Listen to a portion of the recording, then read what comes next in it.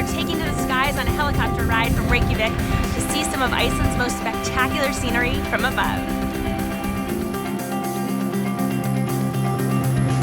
From up in the air, you can see that Iceland really is a land of extremes.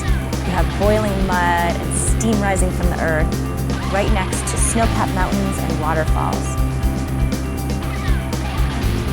So far we've seen craters, volcanoes, boiling mud, which is the first time I've ever seen that in my entire life. And now we're headed to the Blue Lagoon.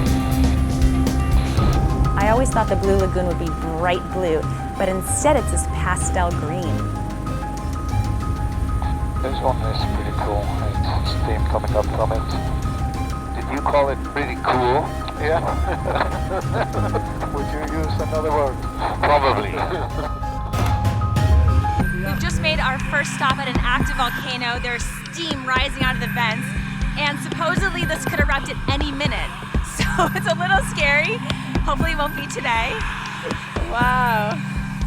The landscape here is so unique. You have this old lava flow covered in this crazy looking moss. And what's funny is that in the wintertime, when everything else is covered in snow, this is still like a sauna.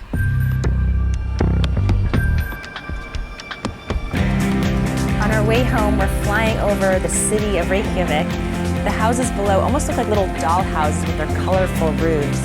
The scenery here is just astounding.